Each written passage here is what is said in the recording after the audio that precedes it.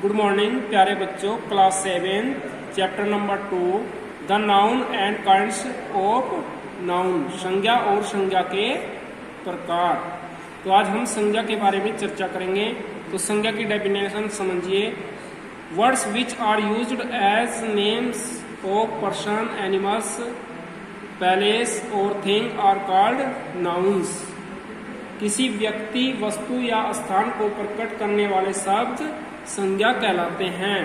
For example, उदाहरण के लिए Arya, Sunil, Canada, buffalo, etc आदि। काइंड्स ऑफ नाउन, संज्ञा के प्रकार। There are 5 kinds of noun such as. संज्ञा के 5 प्रकार होते हैं, जैसे प्रॉपर नाउन व्यक्तिवाचक संज्ञा, कॉमन नाउन जातिवाचक संज्ञा, कलेक्टिव नाउन पदार्थवाचक समूहवाचक संज्ञा, मैटेरियल नाउन पदार्थवाचक संज्ञा, अब्स्ट्रैक्ट नाउन भाववाचक संज्ञा। नंबर 1 प्रॉपर नाउन व्यक्तिवाचक संज्ञा। A proper noun represents the name of a particular person, place और थिंग। प्रॉपर नाउन व्यक्तिवाचक संज्ञा किसी विशेष व्यक्ति, स्थान या वस्तु के नाम को कहते हैं। It always begin with a capital letter. यह हमेशा बड़े अक्षर से शुरू होता है। Mrs Sushmita is from New York. जैसे एग्जाम्पल, सुष्मिता न्यूयॉर्क से है, यानी कि न्यूयॉर्क का स्थान का नाम है, और मिसिज सुष्मिता व्यक्तिवाचक से संबंधित है। Number 2 common noun. Common noun जातिवाचक संज्ञा। A common noun is the name given in common to every person or thing of the same class or kind। तो जातिवाचक संज्ञा किसे कहते हैं? कॉमन नाउन वह नाम है जो एक वर्ग या एक प्रकार के विभिन्न व्यक्तियों, स्थानों तथा वस्तुओं को समान रूप से दिया जा सके। Read the following examples. उदाहरणों को पढ़िए। The writer appreciated her efforts. लेखक ने उसके प्रयासों की सराहना की। नंबर 3 कलेक्टिव नाउन समूहवाचक संज्ञा। A collective noun is the name of a number और कलेक्शन ऑफ पर्सन और thing taken together and spoken of as one whole. तो समूहवाचक संज्ञा किसे कहते हैं? समूह या समूहवाचक संज्ञा से व्यक्ति या वस्तु के समूह का ज्ञान होता है। And spoken of as one whole, जिनको एक साथ बोला जाता है, यानी कि जिस समूह को एक साथ बोला जाता है उसे हम समूहवाचक संज्ञा कहते हैं। जैसे faculty, army. The faculty of that school is very good. तो इसमें फैकल्टी जो है वो समूह को दर्शाता है और आर्मी भी समूह को दर्शाता है। नंबर 4 मैटेरियल नाउन पदार्थवाचक संज्ञा।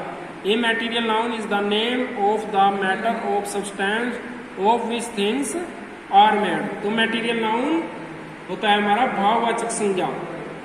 तो भाववाचक संज्ञा मैटेरियल नाउन होता है पदार्थवाचक संज्ञा। तो पदार्थवाचक संज्ञा हमारी मैटेरियल नाउन वह नाउन है जिससे किसी पदार्थ का ज्ञान होता है। जैसे this bag is made of clothes. यह थैला कपड़े का बना है। तो कपड़े का बना है। मटेरियल हमारा जो है पदार्थ वो कपड़ा है, कपड़े का थैला बना हुआ है, तो ये मटेरियल नाउन है। Number 5 abstract noun. Abstract noun भाववाचक संज्ञा। An abstract noun is the name of some feeling, quality, action और स्टेट। अब्स्ट्रैक्ट नाउन वह नाउन है जिससे किसी वस्तु के गुण, दोष, कार्यविधि या अवस्था प्रकट होती है। It can only be felt और थॉट ऑफ। इससे केवल महसूस और सोचा जा सकता है, यानी कि इस संज्ञा को केवल महसूस किया जा सकता है और सोचा जा सकता है। इट कैन बी सीन और टच्ड, इसको न देखा जा सकता है न छुआ जा सकता है। बिकॉज, क्योंकि an abstract noun has no form, size, weight और कलर, क्योंकि इसका कोई आकार, रंग या वजन नहीं होता है। रीड द फॉलोइंग एग्जाम्पल्स, उदाहरण को पढ़िए। क्वालिटी, काइंडनेस, गुडनेस, एक्शन, यानी कि अब्स्ट्रैक्ट नाउन हमारी क्वालिटी, एक्शन, स्टेट, फीलिंग, इन सब पर निर्भर करती है। अब फॉर्मेशन ऑफ अब्स्ट्रैक्ट नाउन्स, यानी कि अब्स्ट्रैक्ट नाउन भी हमारी अलग अलग होती है।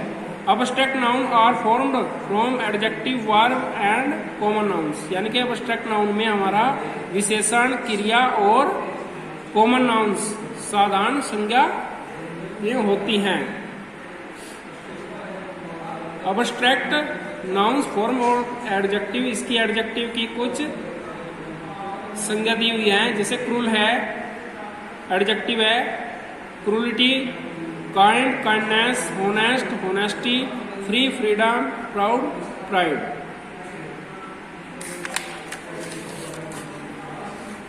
दूसरे नंबर पर हमारी वर्ब है, तीसरे नंबर पर हमारा कॉमन नाउन है।